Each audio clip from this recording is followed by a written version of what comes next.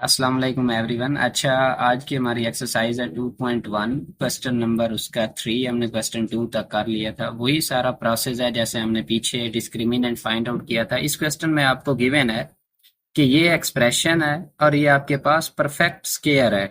तो वो कहता है के की वैल्यू फाइंड आउट करें।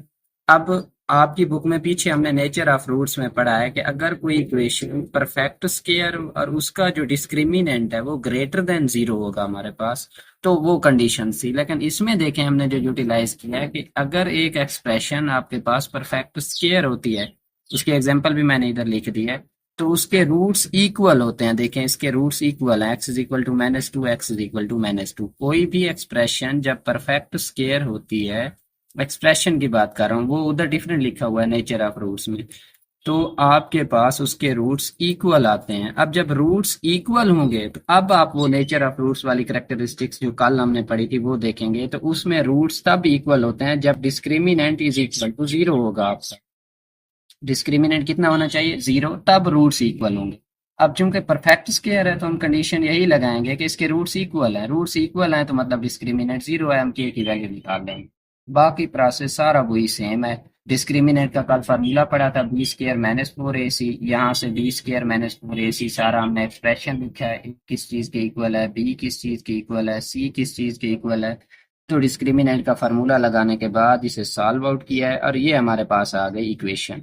अब चूंकि हमारे पास परफेक्ट स्केयर है, ये इक्वेशन में गिवन है, तो डिस्क्रिमिनेंट क्या होना चाहिए? जीरो होना चाहिए। वो इज इक्वल टू जीरो कर दिया। अब आपको पता है ये हमारे पास क्वाड्रेटिक इक्वेशन है, के स्केयर के, फिर हमारे पास के की पावर जीरो।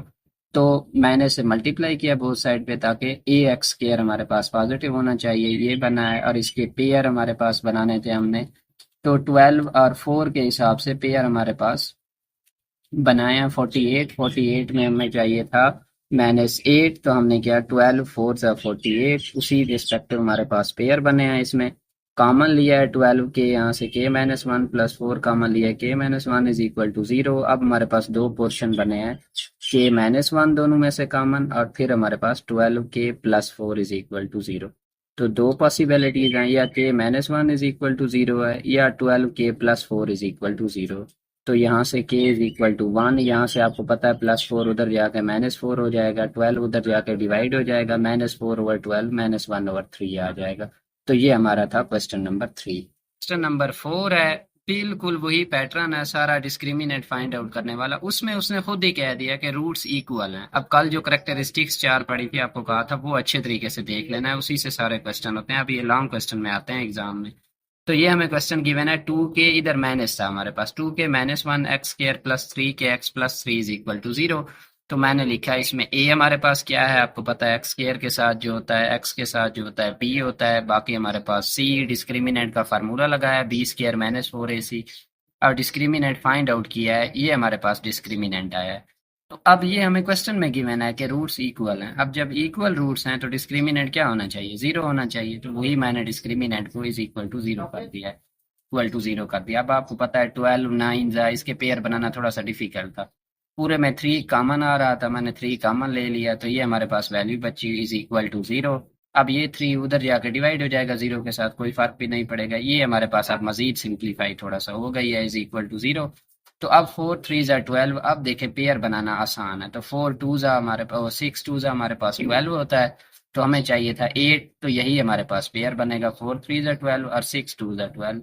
तो ये हमारे पास पेयर बनाए हैं जैसे पहले चैप्टर में पूरा बनाया था। अब यहाँ से कॉमन लिया है थ्री के, तो के माइनस टू कॉमन लिया है, तो के माइनस टू इस इक्वेशन में से इज इक्वल टू जीरो। अब थ्री के माइनस टू ये हमारे पास आ गया, और के माइनस टू दोनों में जो कॉमन था ये आ गया इज इक्वल टू जीरो। तो दो पॉसिबिलिटीज हैं, या three k minus two is equal to zero है, या k minus two is equal to zero है। तो यहाँ से अगर के की वैल्यू निकालूंगा वो आ जाएगी 2/3। यहाँ से के की वैल्यू आ जाएगी 2। हमने के की वैल्यू फाइंड आउट करनी थी। क्वेश्चन का हमारे पास तीसरा वही काम है सारा, क्वेश्चन में गिवन था इक्वल रूट्स हैं हमारे पास, और ये एक्सप्रेशन है, एक्सप्रेशन चेंजेस हैं, सारा प्रोसेस सेम है। ये एक्सप्रेशन है हमारे पास। पहले यहाँ से ए क्या है, आपको पता है एक्स स्क्वायर के साथ जो होता है ए है, एक्स के साथ जो है वो बी है, जो कांस्टेंट सी है हमारे पास वो ये है। हमने डिस्क्रिमिनेंट फाइंड आउट करना है, बी स्क्वायर माइनस फोर ए सी फाइंड आउट किया है सारा, बी की जगह पे वैल्यू पुट किया है -4 ए और सी। इसको सॉल्व किया है हमारे पास और इन दोनों को आपस में मल्टीप्लाई किया है, ये हमारे पास आंसर आया इसका। और 25 को अंदर मल्टीप्लाई करा दिया, -4 को अंदर मल्टीप्लाई किया है, तो ये हमारे पास इक्वेशन एक बन गई। फर्दर इसको सॉल्व करने के बाद डिस्क्रिमिनेंट हमारे पास आया है k² -2k+1। अब आगे हमें कंडीशन अप्लाई करनी है। हमें क्वेश्चन में गिवन था कि रूट्स इक्वल हैं। जब रूट्स इक्वल होंगे तो डिस्क्रिमिनेंट क्या होगा, जीरो होगा हमारे पास। ये पीछे भी वही क्वेश्चन नहीं किया है, सेम का सेम है। डिस्क्रिमिनेंट जीरो है तो इसको इक्वल टू जीरो कर दिया अब हमारे पास। तो ये देखें, ये परफेक्ट स्क्वायर बन नहीं रहा, k-1 का होल स्क्वायर आप ओपन करें यही चीज आएगी हमारे पास। तो इसका मतलब ये k-1 का whole square is equal to zero आ गया। अब दोनों तरफ से आप स्क्वायर रूट ले लें, क्योंकि आपने तो k की वैल्यू फाइंड आउट करनी थी, तो स्क्वायर रूट और अंडर रूट कैंसिल आउट हो जाएंगे। k-1 इज इक्वल टू जीरो, k इज इक्वल टू 1 आपका आंसर आ जाएगा। तो ये आपका तीसरा पार्ट भी सॉल्व है।